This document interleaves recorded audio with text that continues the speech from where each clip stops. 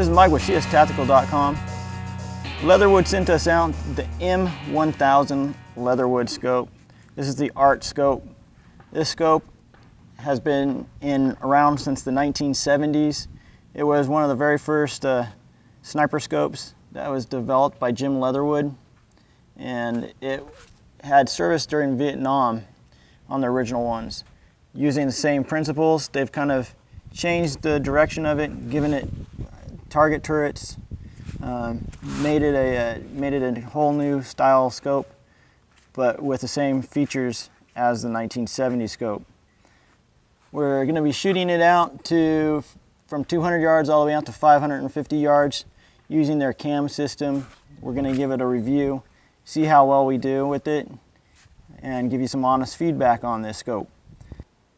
The M-1000 Leatherwood scope, 2.5 to 10 by 44 millimeter is what we're testing out today and reviewing. Here we have the standard style diopter in the rear to focus your reticle. Here we have the power ring, and also this acts as an elevation module. We will get back to that in a minute. Here we also have the standard style target turrets. What separates this than other ones is when we rotate it, you will actually see that there's little tiny grooves in these rings. That's for multiple zeros. So you can have this scope for a variety of different rifles and being able to switch it back and forth. Which brings me to the mounts on this side that are wing nut style mounts. It comes with the round ones for your fingers, or butterfly ones also. This feature right here just allows you to be able to tighten it up with your thumbs, and you're good to go.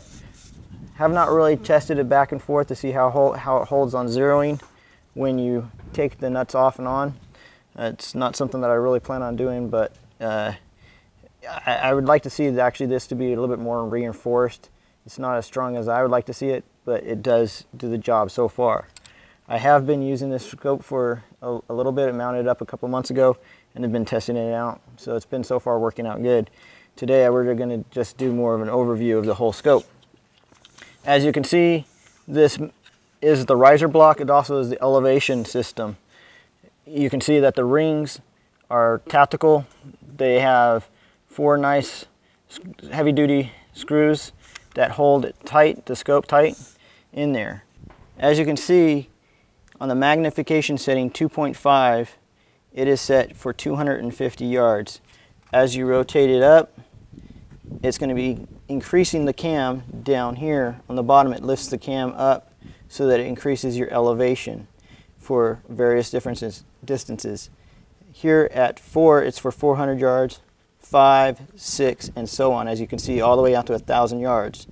And again, all this is doing is raising the base up for elevation. And what you're doing is with the reticle is you're going to bracket the target. That's an 18-inch target. Once you bracket with the reticle that's inside of there, which is also a mil dot, and there's another bracket window in there, once you bracket it, you just leave it there and you engage.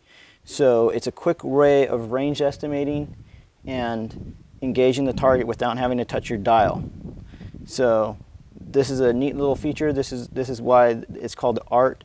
It's the auto ranging trajectory system.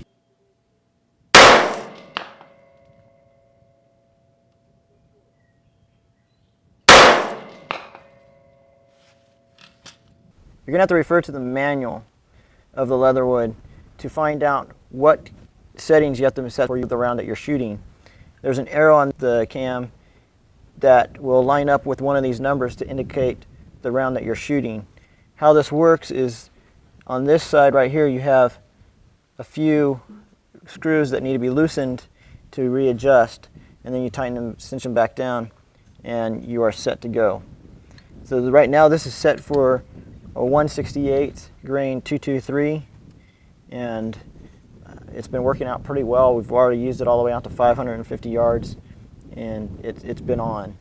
As you rotate the power ring up, you can see on the cam down in here that it's going to raise it an incline, giving you the elevation that you need to engage that target. Again, how this works is that you're bracketing with a square that's inside the reticle an 18-inch size target.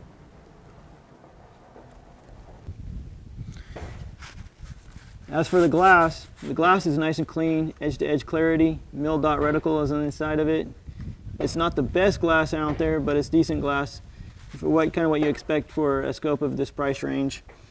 If you wanted to just use this scope as a traditional style rifle scope, you can not use the power ring for the elevation and just make it so that it just uses for the power, and then you can use the turrets for your elevation shots. But we're going to be testing it out strictly on the cam system. In conclusion, the Arch scope will be a fun scope for the guy that wants to use it on an SBR, or the shooter that does not want to learn how to range or use the turrets to engage the targets. They just simply use the no-map mil dot reticle. The glass is what you would expect for the price. The drawbacks for this particular scope is the bracketing system that they use for ranging.